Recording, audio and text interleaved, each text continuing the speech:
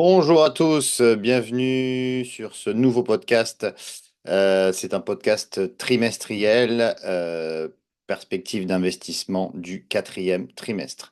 Alors le changement arrive, effectivement, le changement arrive et il est temps de générer de la valeur. Alors on va démarrer tout de suite ce podcast donc avec le disclaimer, les avertissements sur les risques. Je vous laisse les découvrir. Si vous souhaitez les lire, c'est devant vous. On va démarrer tout de suite avec ce qu'il faut retenir donc du troisième trimestre. Eh bien, la Fed, évidemment, a commencé à réduire ses taux d'intérêt pour soutenir l'économie. Après un rallye de 18 mois, les marchés boursiers ont évolué de manière dispersée. Le Dow Jones a progressé de 6%, le S&P 500 de 3%, tandis que le Nasdaq, lui, a perdu 6% lors du troisième trimestre. Le Stoxx 600 Europe et le Hang Seng hongkongais ont gagné 1%, tandis que le Nikkei a, lui, perdu 6%. L'économie chinoise fait toujours face à une crise immobilière. La baisse des prix de l'immobilier exerce une pression sur les ventes au détail, la production manufacturière également, et par conséquent sur les prix des matières premières. Cela contribue à la baisse des niveaux d'inflation dans le monde entier. Une économie plus faible a permis aux banques centrales de réduire les taux d'intérêt. On l'a vu avec la BCE et puis la Fed. Donc avec une inflation en baisse et un chômage en hausse, les banques centrales et notamment la Fed ont procédé et ont considéré qu'il était temps de baisser les taux pour soutenir l'économie. La Fed a procédé à une première baisse de taux de 50 points de base, d'autres baisses de 25 points de base devraient suivre.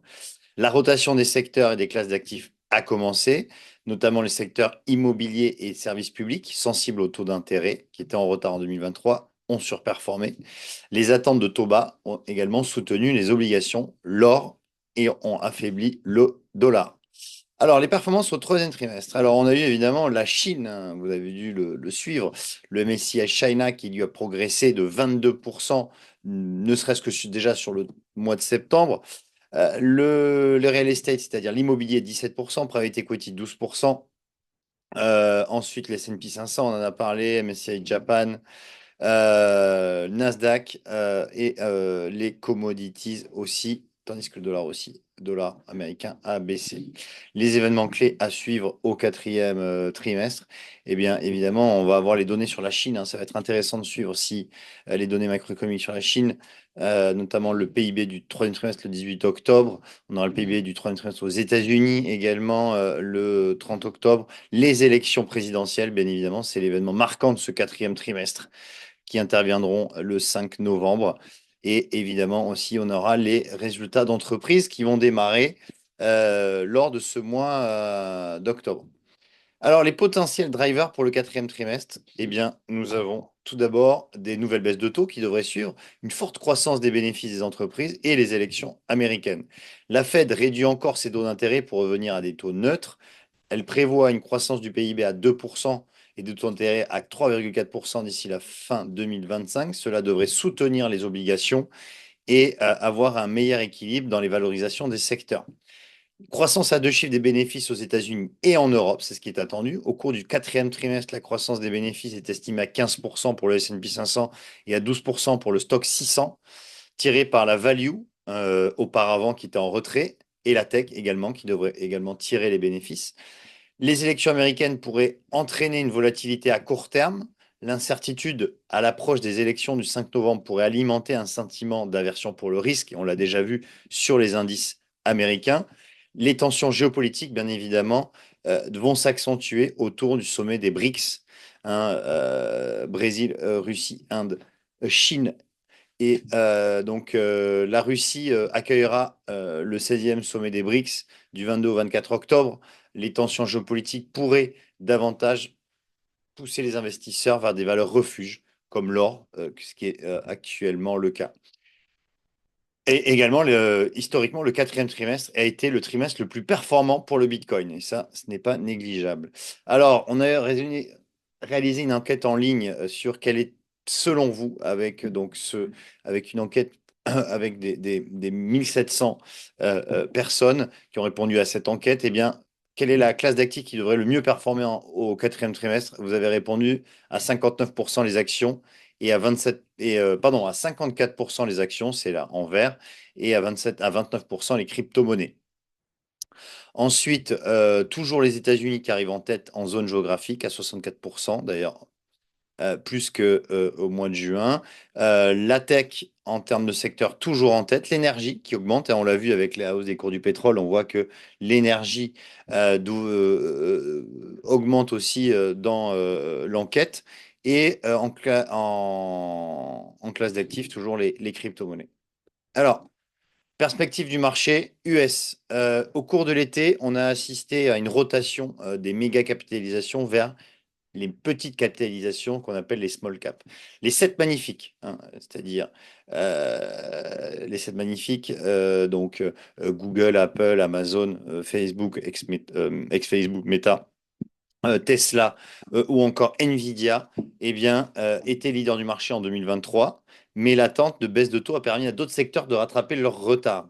Au T3, 4 parmi les 7 des 7 magnifiques ont baissé. D'ailleurs, le Dow Jones et le S&P 500 ont atteint de nouveaux sommets historiques en septembre, mais le Nasdaq n'a pas atteint de sommet historique depuis le mois de juillet. Seule une des 7 magnifiques, c'est-à-dire Meta, a atteint son plus haut historique au mois de juillet, c'était le 20 juillet. Croissance des bénéfices sur 12 mois est prévue à 21% contre 10%. Donc 21% pour les Max 7, c'est-à-dire les 7 magnifiques, contre 10% pour le S&P 500. Et au cours des 10 dernières années, les 7 magnifiques ont a surperformé le S&P 500 dans 33 des 40 derniers trimestres. Alors, on va passer sur les perspectives du marché français. Alors, le luxe, hein, le rebond du luxe va-t-il être durable? C'est la question qui se pose, puisque la fin du troisième trimestre a vu un rebond spectaculaire des valeurs du luxe dans le sillage, hein, de la flambée des indices chinois. Il est nécessaire pour que ce rebond soit durable que les résultats du troisième trimestre et que les données macroéconomiques en Chine soient au rendez-vous. Sinon, ça pourrait faire pchit, comme disait notre ancien président Jacques Chirac, et ça pourrait retomber comme un soufflet. Des titres comme LVMH ou Hermès ont rebondi de plus de 20% par rapport à leur point bas du mois de septembre. Le secteur automobile, lui, au contraire, est dans une position très délicate, hein, puisque de nombreux constructeurs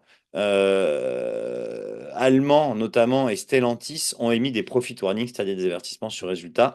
Par ailleurs, le nouveau gouvernement français veut augmenter les impôts, vous avez dû le voir, et notamment sur les entreprises, qui ne va pas favoriser l'investissement dans les sociétés françaises. Et ça, c'est plutôt une mauvaise nouvelle pour nos entreprises françaises. Perspective d'investissement pour la fin 2024, donc élargissement et rotation des marchés à risque. La rotation sectorielle et géographique est en cours. Une partie du secteur technologique continuera toutefois à performer. Les valorisations des valeurs tech baissent depuis des niveaux qui étaient assez insoutenables, c'est-à-dire très élevés. Le secteur étant très prisé, même une vente modeste entraînera, donc dans le secteur technologique, entraînera des hausses de prix notables dans d'autres secteurs et d'autres régions où les valorisations sont beaucoup moindres. Les baisses de taux sont déjà arrivées, les obligations ont été mises en mouvement et les liquidités suivront. Les obligations devraient bien se porter car les taux d'intérêt devraient baisser.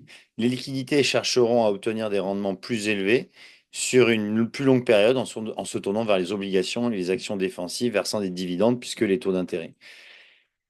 Un dollar US plus faible aidera les catégories d'actifs comme les matières premières. Un pic de dollar américain soulagerait d'autres devises comme l'euro et le yen. Un dollar plus faible offrirait un soutien aux marchés émergents et aux matières premières. La croissance des bénéfices va rester forte, désormais plus équilibrée entre les secteurs. La croissance des bénéfices reste forte dans les marchés développés, les entreprises ayant pris des mesures pour s'adapter à la hausse des taux. D'autre part, la baisse des taux offre un soulagement relativement plus important au secteur et aux régions plus sensibles aux baisses de taux. Enfin, les crypto-monnaies devraient profiter d'une plus grande participation des investisseurs institutionnels. Merci de m'avoir suivi pour ce podcast trimestriel. Je vous souhaite un bon quatrième trimestre et je vous dis à très bientôt pour de nouveaux podcasts. À bientôt.